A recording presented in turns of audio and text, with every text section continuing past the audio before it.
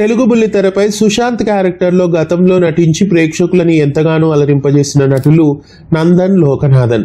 నందన్ లోకనాథన్ తమిళ నటుడు. తమిళ్లో వందాల్ శ్రీదేవి అనే సీరియల్ ద్వారా కెరీర్ని ప్రారంభించి తర్వాత చిత్తి 2 సీరియల్లో కూడా హీరోగా నటించారు. చిత్తి 2 తెలుగులో పిన్ని 2గా టెలికాస్ట్ అయింది. అలాగే తెలుగులో తర్వాత కావ్యాంజలి సీరియల్లో సుశాంత్ క్యారెక్టర్లో నటించారు. పిన్ని 2 సీరియల్లోనూ కావ్యాంజలి సీరియల్లోనూ ప్రీతి శర్మకి జోడీగా నటించారు నందన్ లోకనాథన్.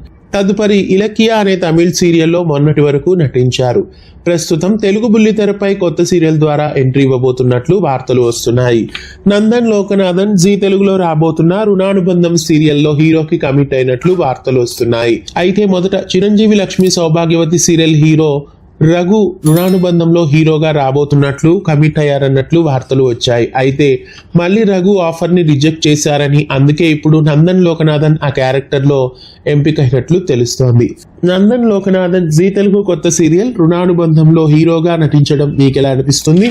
మీలో ఎంతమంది ఈ కొత్త సీరియల్స్ కోసం ఎదురు చూస్తున్నారు? కామెంట్ చేయండి. ఇలాంటి మరెన్నో వీడియోస్ కోసం మన ఛానల్ని సబ్స్క్రైబ్ చేయండి. పక్కనే ఉన్న బెల్ ఐకాన్ని యాక్టివేట్ చేయండి. ధన్యవాదాలు.